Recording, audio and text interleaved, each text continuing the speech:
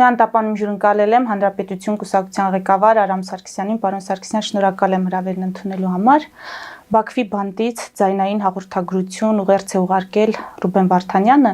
նա մասնավորապես շնորհակալություն է հայտնել բոլոր նրանց, ովքեր մտահոգված են իրենց վիճակով,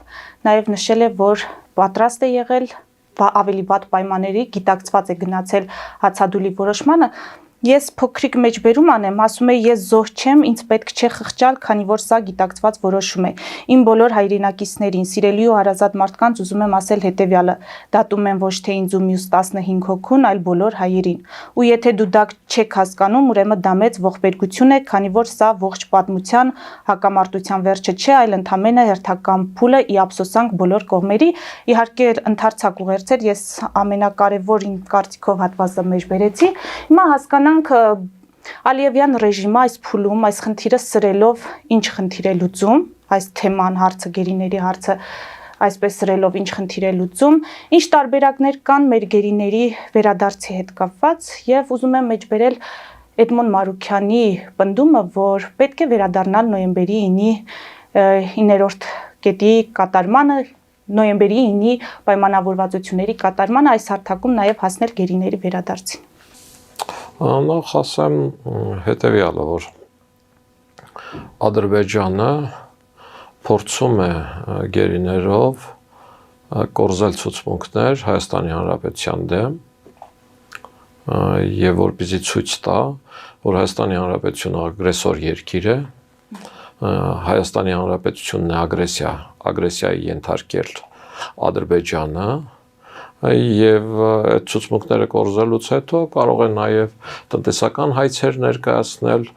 նաեւ ագրեսորի դեմ գործած ագրեսիայի դիմաց որոշակի քաղաքական սահմանափակումներ դնել, այն ինչը ինքը ասում էր զորքերի վերահսկման, զինատեխնիկայի վերահսկման, այսինքն մոտավորապես ինքը ուզում է ստանալ այն, ինչը երկրորդ համաշխարհայինից հետո կիրառվեց Գերմանիայի վրա, ֆաշիստական Գերմանիայի վրա, զրկելով նրան բոլոր պետության մի շարք ատրիբուտներից, այդ թվում բանակ, զինտեխնիկա եւ այլ, այդ ամեն ինչը սահմանափակելով եւ բնականաբար այս դատավարության համատեքստը դրանում է դատավարությունից հետո, դատավարության ավարտից հետո, երբ որ անկախ նրանից ինչ պատժամիջոցներ կլինեն, ես տեսակետ էի հայտնել, որ կգան լավ ժամանակներ եւ բոլորին բաց կթողնեն, որովհետեւ այդ դատավարությունից հետո ցուցմունքները ստանալուց հետո իրենք այլևս Ադրբեջանին պետք չեն եւ իրենք կդառնան բանակցությունների կամ առևտրի առարկա, ինչպես նախկին 30 հոգուն, որ բաց թողեցին, այսինքն դրանք էլ եթե հիշում եք 15 տարի, նույնիսկ ցմահ դատապարտված կար, որոնց դատապարտել էին, բայց իրենք բաց թողեցին, կարծում եմ Ալիևը, ոչ թե կարծում եմ, համոզված եմ, որ դրանից հետո դատապարտյալներին բաց կթողեն, իսկ մինչ այդ որևէ պարագայում, քանի այդ ցուցմունքները չեն կորզել եւ իրենց դատարանով եւ իրենց դատանի վճռով չեն հիմնավորել, որ պատերազմը կամ Ադրբեջանի խորքեր կրակելու հրամանները եկել են Հայաստանից, Հայաստանի գլխավոր շտաբից, գլխավոր շտաբի պետից, վարչապետից, որևէ կերպ ինչին ուզում ես հետ վերադարձի, իրենց բաց չեն թողնելու։ Ամբողջ խնդիրը սրանում է։ Իհարկե Լեռնային Ղարաբաղի իշխանությունները չպետք է գերու կարգավիճակում հայտնվեին, այս բառիս ամենալայն իմաստով, չգիտեմ, նաև այս առումով թող դաժան չհնչի իմ տեսակետը, բայց Ռուբեն Վարդանյանն էլ ասում է, որ մարդկային կյանքից ավելի կարևոր բաներ կան, սա լուրջ մտածելու խնդիր է, այդ հայրենիքն է, այո,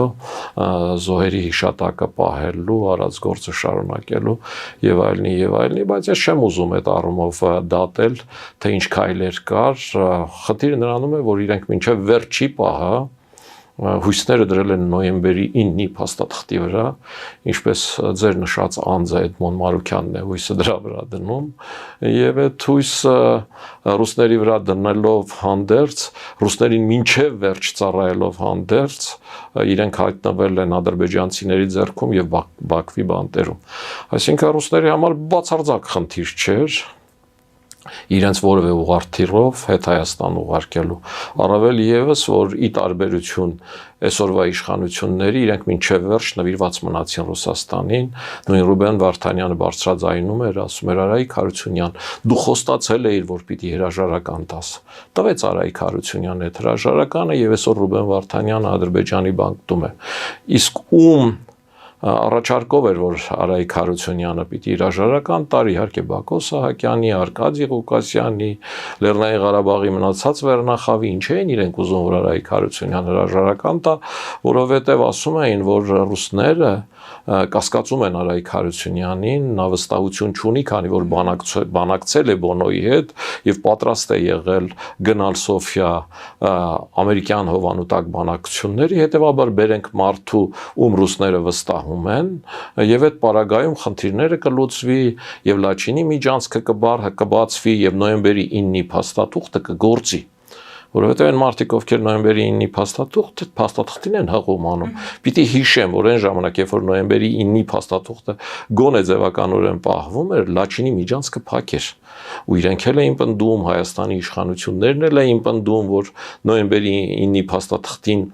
կպած մնալ է պետք, մենք էինք ասում, որ այդ նոյեմբերի 9-ի փաստաթուղթը որևէ բան չի տալու, ռուսների հետ եռակոմ պայմանավորվածությունը ոչինչ չի տալու։ Այսինքն ռուսները իրենք հանձնեցին այդ մարդկանց եւ չեմ բացառում նաեւ, որ ռուսները հանձնել են հենց նրա համար, որ Ադրբեջանը այդ մարդկանցից կորզի այն ցուցմունքները, ինչ ուղղված կլինի Հայաստանի Հանրապետությանը եւ Հայաստանի Հանրապետության կենտրոնական իշխանությունների նրանց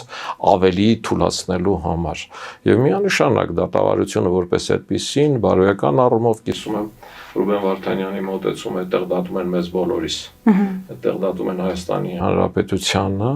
եւ դա լրջագույն ամոթ է, որ Լեռնային Ղարաբաղի իշխանությունները, որոնց մի մասի հետ ես իսկապես ընկերական հարաբերություններ եմ ունեցել, նույնիսկ ընտանիքների մակարդակով, խոսքս Արկադի Ղուկասյանի մասին է, խոսքս Բակո Սահակյանի մասին է, բացարձակ չի ուզենա, որ իրենք այդ կարգավիճակում լինեն։ Բայց լուծումը տեսնում եմ այսպիսին։ Այս փուլում չեմ տեսնում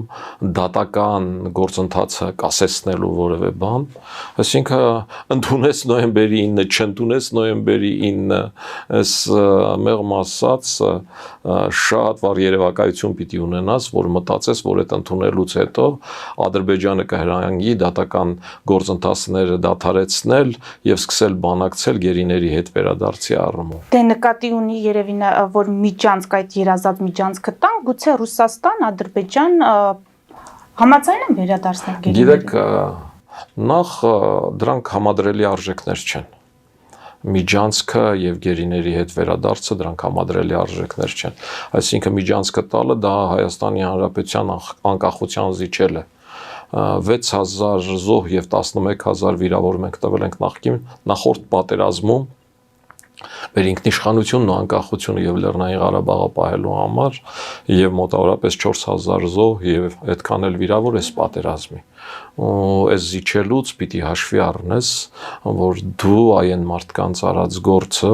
համարում ես անիմաստ։ Այսօր մենք ունենք Հայաստանի Հանրապետություն, պետությունը, որը գործոն է, որը աշխարհի տարբեր ցուցանիշներով հաշվառվում է, որը գործոն է թե արևմուտքի համար, թե արևելքի համար, եւ որի հիմնական խնդիրը ճանապարհներ ունենալն է, եւ այդ ճանապարհն է հիմնական բանակցային ընկրվանը,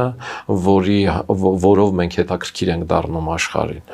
Երկրորդ, եթե անգամ 10 էլ բաց չեն թողնելու,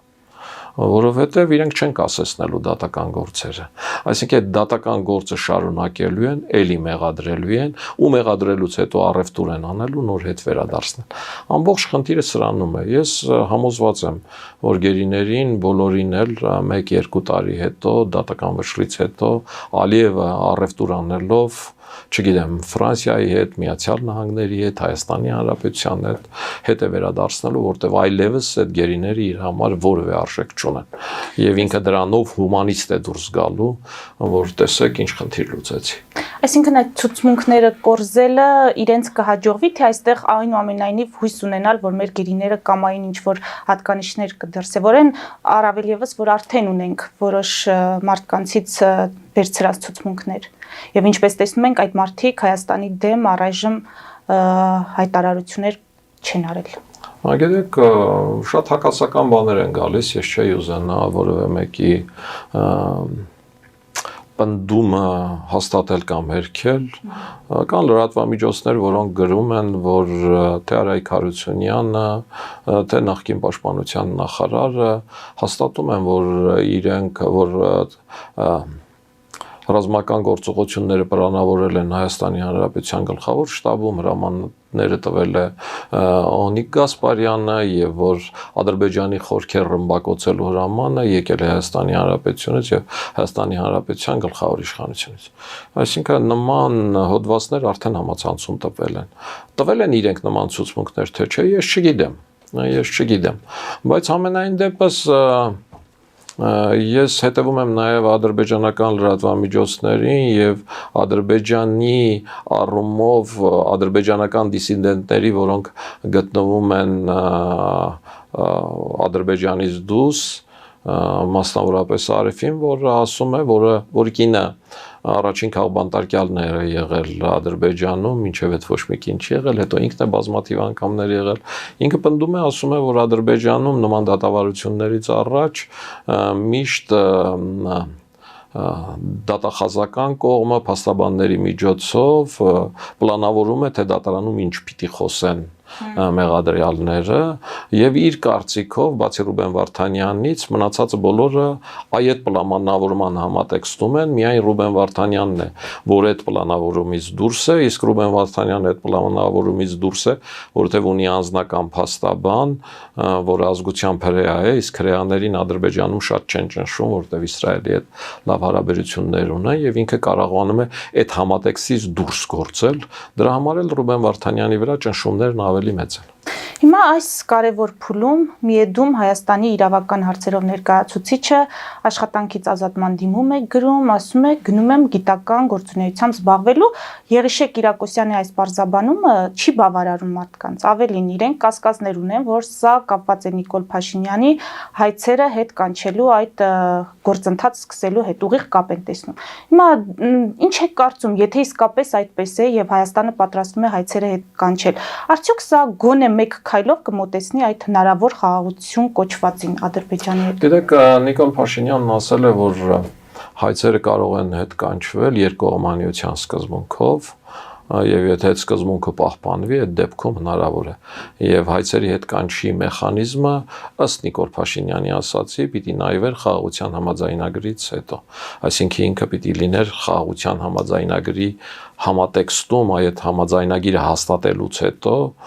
գնար հայցերի հետ կանչման մեխանիզմը։ Իրավական առումով ես այդ թեմայով զրուցել եմ Արտակ Զեյնալյանի հետ եւ Արտակը ինձ ասել է, որ այն հայցերը, ինչի իրենք ունեն, դրանք մասնավոր ընկերությունների կամ անհատների հայցեր են, որոնք իրենց սեփականության իրավունքն են վիճարկում, նաև իրենց Լեռնային Ղարաբաղում ապրելու իրավունքն են վիճարկում եւ այդ հայցերը որևէ մեկը չի կարող հետ կանչել։ Այսինքն մարդը իր պապերով, ապու պապերով ապրել է այդտեղ, դա իր տարածքն է, ինքը այդտեղ վարկ է վերցրել, չգիտեմ, արևային էներգետիկայի կենտրոն է, հիդրոէներգետիկայի կայան է կառուցել եւ այլ եւ այսօր աշխարհի բոլոր օրենքներով դատական հայցերով ինքը հաղթելու է եւ Նիկոլ Փաշինյանը կամ Եղիշե Կիրակոսյանը այդ հայցերի վրա ազդել կամ չազդելու հնարավորություն չունեն։ Իրենք վճարում են փաստաբանին, փաստաբանը այդ գործը հասցնում է դատարաններ, իհարկե այդ տևելու է 3-4-5 տարի, բայց միևնույն է այդ դատական հայցերով, ովքեր սեփականության թղթերն ունեն, իրենք դա հաղթելու են։ Մնացած միջպետական դատական հայցերը, որոնք հիմնականում էկոլոգիական բնութագիր ունեն կամ վնասի փոխհատուցման, մասնավորապես Ալիևն ասում է, որ այն 7 շրջանները, որ մենք ազատագրված տարածքներ ենք համարում, ամբողջությամբ թալանվել են եւ այդ վնասը անցնում է Հայաստանի բյուջեի եռապատիկը եւ ինքը այդ թալանված նախքին եղած քաղաքների նկարներով, նորով, ռմբակոծվածով եւ թալանվածով փոխհատուցում է ուզում պահանջել Հայաստանն էլ այլ հարցերով, պլյուս էկոլոգիական առումով ասում է, որ կիրառվել է Դրամբոնում, Կաշենում, ընդերքը աղտոտել են եւ այլ այս բաներով հայցեր ունեն եւ այստեղ հայցերի փոխադարձ զիջման, ասենք փոխադարձ ներման, որ միմյանցից գումարներ չպահանջեն, այս համատեքստի մասին է խոսքը, չեմ կարող ասել, ես իրավական առումով մասնագետ չեմ եւ մոտեցումներս եւ գիտելիքներս այդ առումով միջինից էլ մի քիչ ավելի ցածր մակարդակի վրա է, միշտ հույսս դրել եմ Արտակ Զեյնալյանի վրա եւ չեմ սխալվել այդ առումով, կարծում եմ Եղիշե Կիրակոսյանի հրաժարական տալը միանշանակ բացասական ազդեցություն է ունենալու, որովհետև ինքը այդ դաշտում հրաշալի պայքարում էր, ինքը ճիշտ գործեր անում, ինքը ամբողջությամբ խորացած է, եւ եթե ինքը գտնում է, որ այդ հայցերից հրաժարվել պետք չի, ուրեմն այդ հայցերից հրաժարվել պետք չի, ես չգիտեմ, ինքը այդպես գտնում է, թե այդպես չի գտնում։ Եթե ինքը այդպես գտնում է, բայց չի բարձրաձայնում, այդ լավ չի, այդ լավ չի։ Իսկ եթե ինքը այդպես է գտնում ու հրաժարվում է դրա համար, արժեր այդ առումով բարձրաձայնել, որ հայցերի խնդիրն է, ես դեմ եմ դրան, այդ հայցերին հետ կանչելուն դրա համար հրաժարական եմ տալիս, թող գան նրանք, ովքեր կողմ են։ Ես կարծում եմ, որ Եղիշեն հրաժարական տալիս է հենց իշխանությունների կողմից հայցերի հրաժարվելու պատրաստ լինելու առումով, որտեղ մարդը երկար տարիներ աշխատել է այդ հայցերի վրա, բերել է հասցրել է նրան, որ այդ հայցերը իրավական հարթությունում կարող են հաղթանակներ ապահովել ու հիմա իրեն ասում են կամ կանգնի, կամ ասում են, որ անհրաժեշտության դեպքում պիտի այդ հայցերը հետ կանչենք, բնականաբար մարդը պիտի հրաժարվի։ Հիմա ավելի լայն թեմաների գալով, պարոն Սարգսյան, ԱՄՆ նախագահի քաղաքականությունը ուր է տանում աշխարհը։ Մենք տեսնում ենք, որ Եվրոպան մեծացնում է պաշտպանական ծախսերը։ Մակրոնը հայտարարում է, որ Ռուսաստանը սպառնալիք է ամբողջ եվրոպական երկրների համար, նախաձեռնում է քննարկումներ, որ որպես միջուկային տերություն երաշխավորի եվրոպական մյուս երկրների անվտանգությունը։ Այս ամենը ինչի է հանգեցնելու ի վերջո ինչպիսի մենք աշխարհ ենք ունենալու կամ ինչպիսի աշխարհում ենք ապրելու։ Երկրորդ համաշխարհային պատերազմից հետո հաստատվել էր որոշակի աշխարհակարգ, որի կենտրոնում մարդներ, մարդու իրավունքները, ժողովրդավարությունը եւ այլն։ Հիմա այդ սկզբունքները սկսեցին խախտվել ուժի իրավունքը բանեցնելով եւ եկավ նախագահ, որը տեսավ, որ այդ ուժի իրավունքը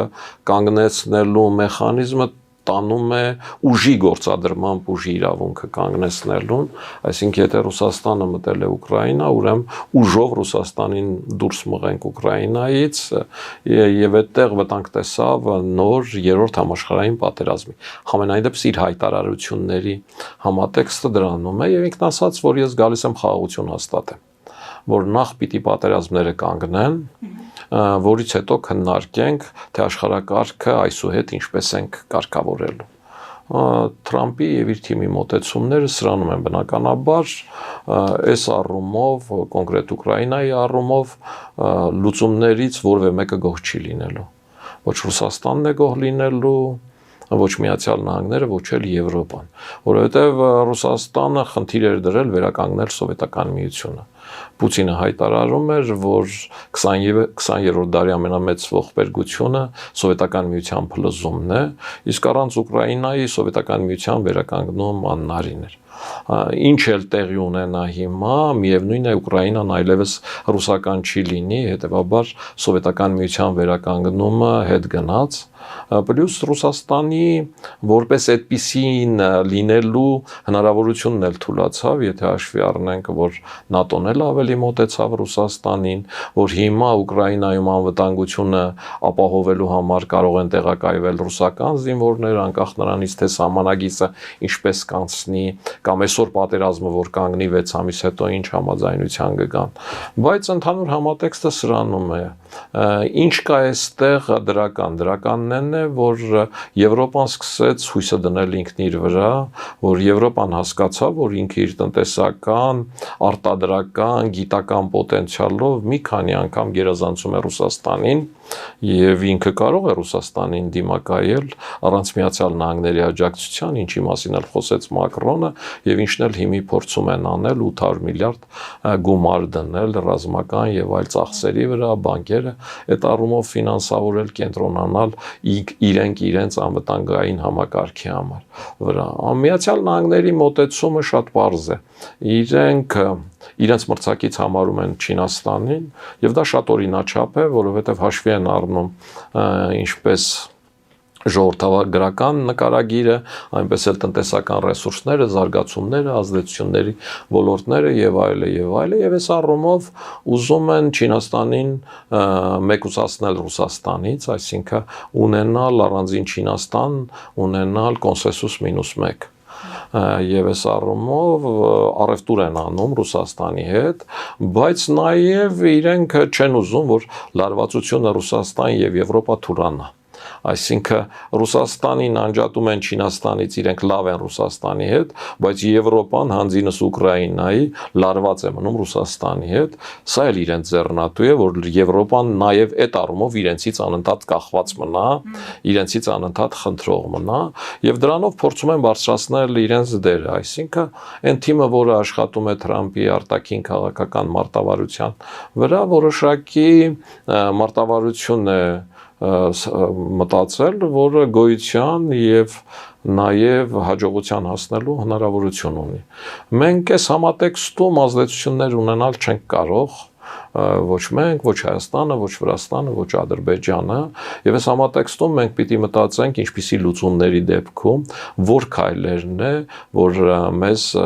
մեզ կարող է շահեկան դրության մեջ դնել ու այս առումով կան գործընթացներ, որոնք ամբողջությամբ կախված են մեզանից, մեր ու Եվրոպա փոխհարաբերությունները, մեր եւ Միացյալ Նահանգներ փոխհարաբերությունները, մեր եւ Ռուսաստան փոխհարաբերությունները, այս համատեքստում համադրություններն ու հակադրությունները դիտելը, Հայաստան-Իրան փոխհարաբերությունները, այս համատեքստում մենք ունենք ստորագրված փաստաթղթեր թե Միացյալ Նահանգների եւ թե Եվրոմիության հետ գործընթացներ ենք սկսել, որոնք որոշակի քայլերով շատ փոքր կամ միջին առաջընթաց են ապահովում, պետք է սրանց ավելի ակտիվ պետք է սրանք ավելի ակտիվացնել, պետք է ավելի նախաձեռնող լինել, պետք է առաջարկներով հանդես գալ, որովհետև իմ կարծիքով գերխնդիրը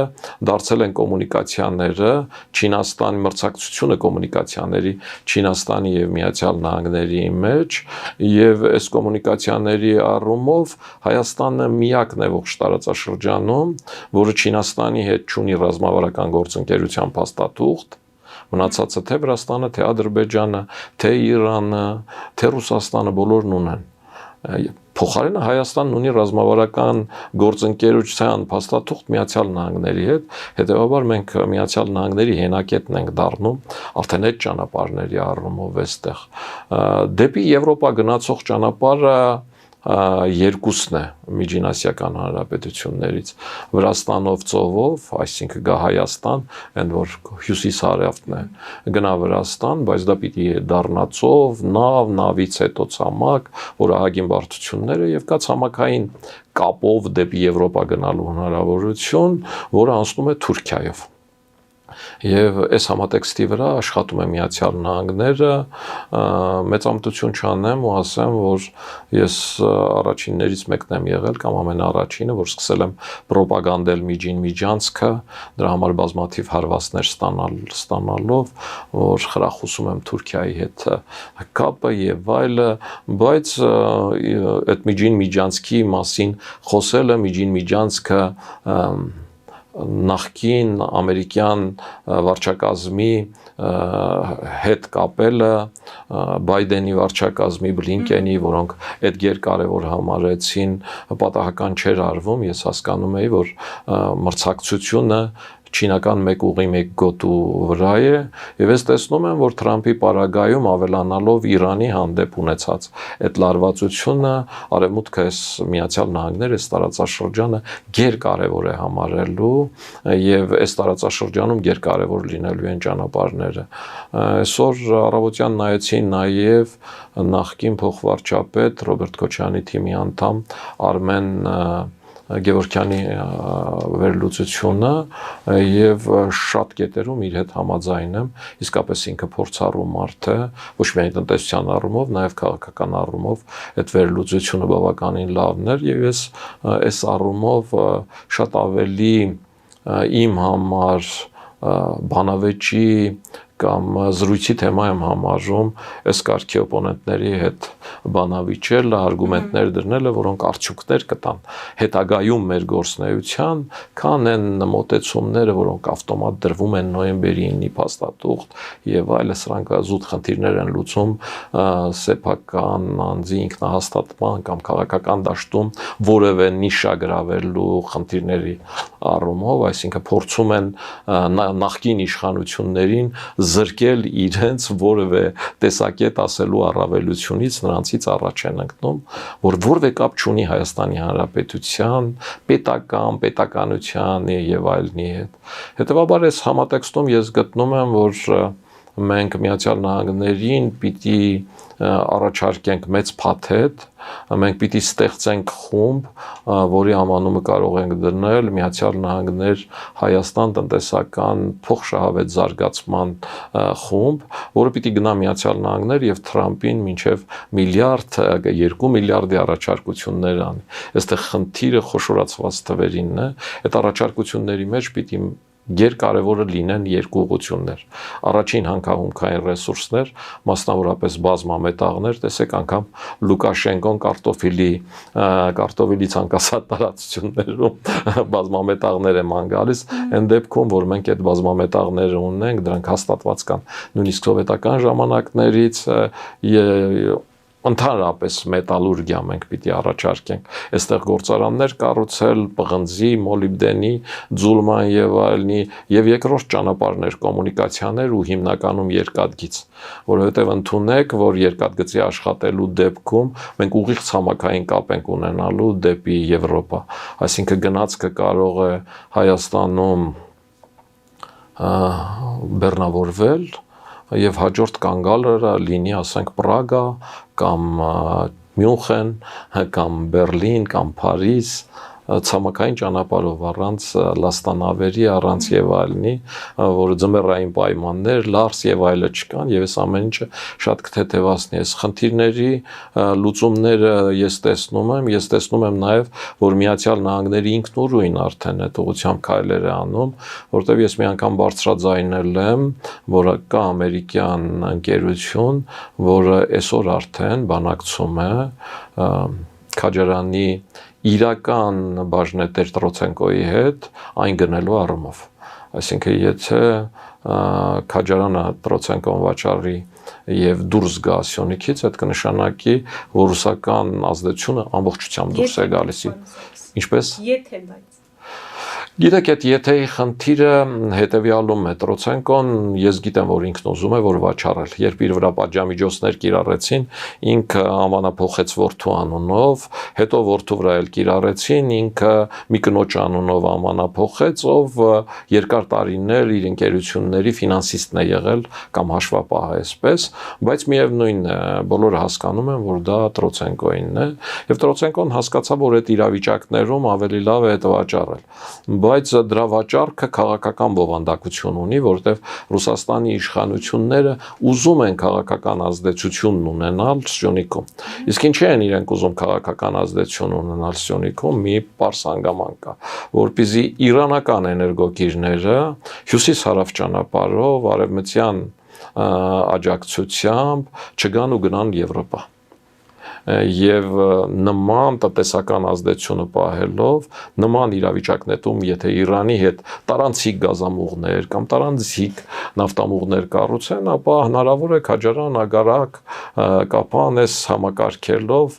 ներառյալ Թեղուտ եւ այլ ամբողջ Հայաստանի տնտեսական համակարգը բերել կոլապսի, թույլ չտար ներառյալ միտինգների եւ այլնի եւ այս առումով բնականաբար իրենք հակված չեն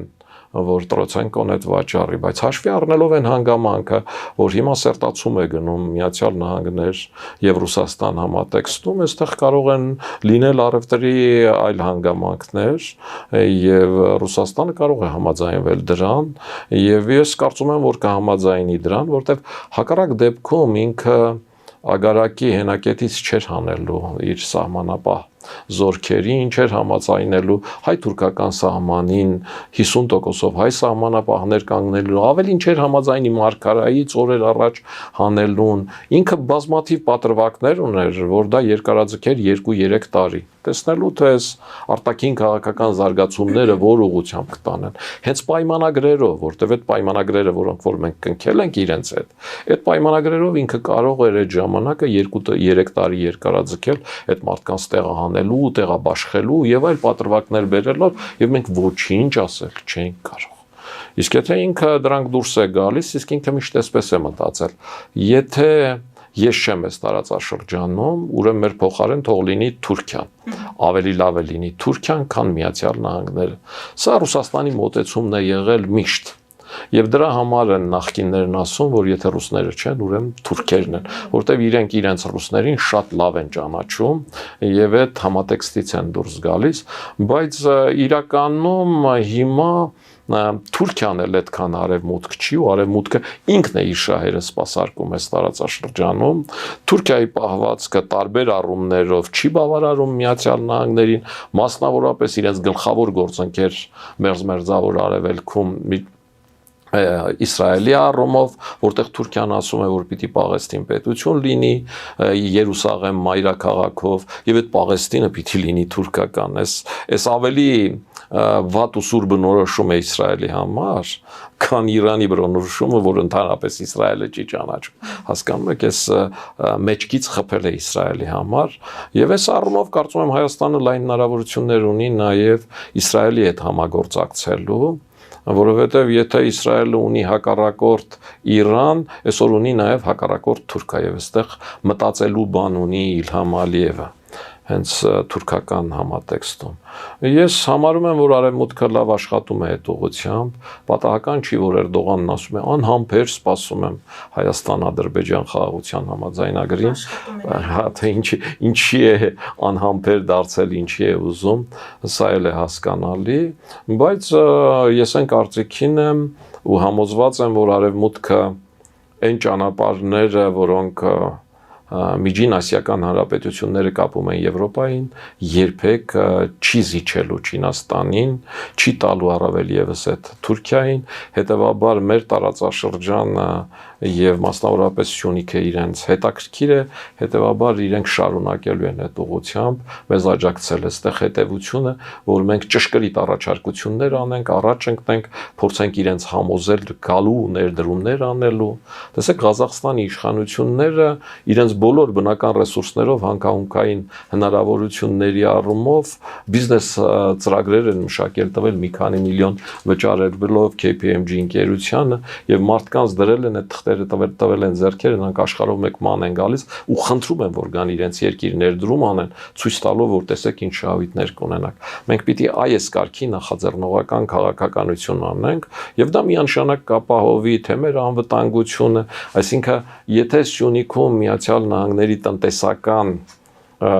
տնտեսական ներկայություն կա այն էլ Քաջարանի նման մեծ հանքավայրում այդ նշանակում է որ այլևս Ադրբեջանը այդ ուղղությամբ գործողություններ չի անելու դա ուղղակիորեն բացառվում է եւ եթե նայենք ինչ է առաջարկում Թրամփը Զելենսկուն ինքը իրենք էլի այդ էին ասում են այդ բազմամետաղները կամ հազվագյուտ մետաղները, որոնք որ կան այդ հանքավայրում, դրա 60% Ուկրաինայինն է, 40% մտնում է ռուսական այն տարածքի մեջ, որը էլի Ուկրաինայինն է, բայց Ռուսաստանը համարում է իրենը, ասում են, այ եթե մենք գանք այստեղ ու Ռուբիոն պետքարտուղարն ասում էր, որ դրանից լավ անվտանգային երաշխիք չկա։ Ուղղակի այստեղ խնդիրը ուրիշ հարթությունում է, այն տնտեսվարողը, որ գալու է այդտեղ,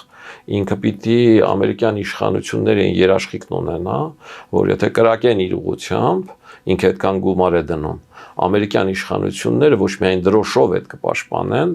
այլև ռազմական եւ քաղաքական սանկցիաներով փոխհատուցում կտան մինիմում։ Եթե այս մեխանիզմը Թրամփը գտնի եւ գտնի այն մասնավոր կազմակերպությունները, որոնք կմտնեն, ապա ինչի՞ չէ, այս տարբերակն էլ կարող է Ուկրաինային խաղաղություն բերել։ Ամփոփելով մեր զրույցը, պարոն Սարգսյան, կայացավ Վազգեն վերջին սպառապետը ֆիլմը, շատ հուզիչ, շատ ոգևորող ֆիլմ։ Ֆիլմի հետ կապված մի հարց հետաքրքիր,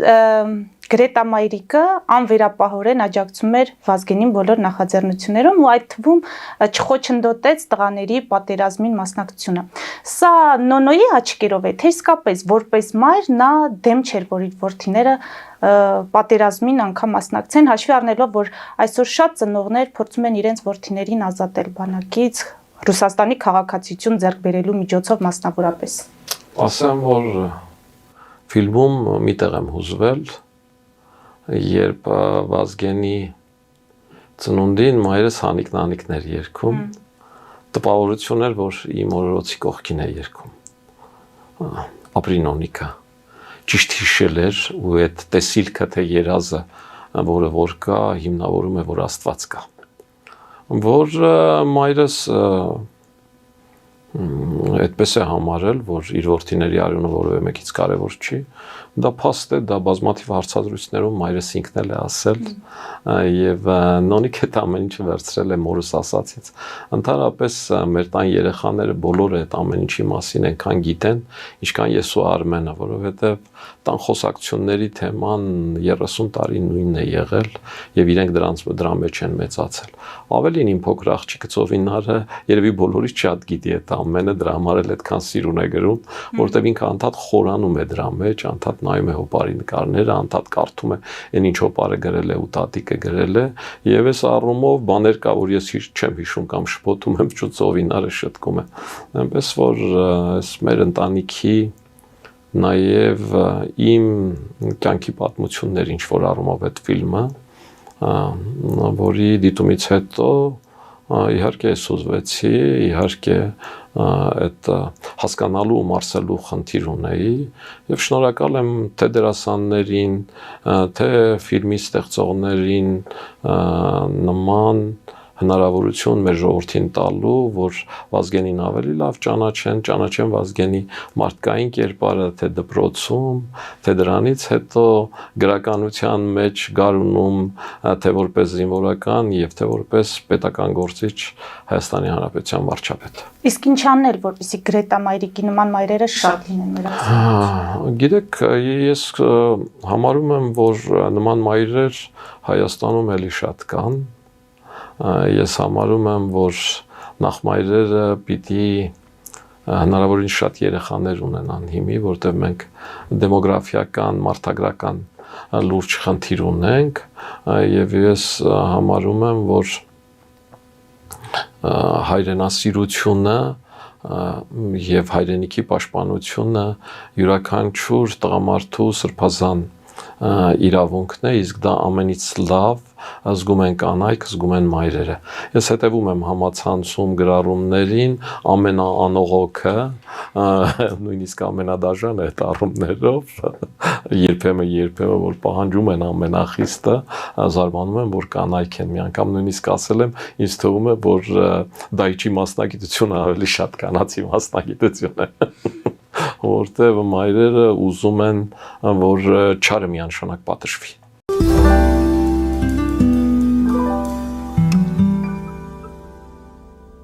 Jackpot հագուստի վաճառակենտրոնը վերաբացվել է Թահանգա քաղաքում։ Նոր տեսականի, նոր արժեքներով ու նոր զեղչերով։ Եվրոպական հագուստ եւ կոշկեղեն կանանց, տղամարդկանց եւ երեխաների համար։ Օծաներիք, ճամպրուկներ, պայուսակներ, գիշերանոցներ, գոտիներ եւ դրամապանակներ։ Մեծ ապրանքատեսականի, մեծ զեղչերով։ Համեցեք Jackpot Թահանգայում։ Հասցեն 7057 Foothill Boulevard։ Հեռախոս 818 813 2252։ Jackpot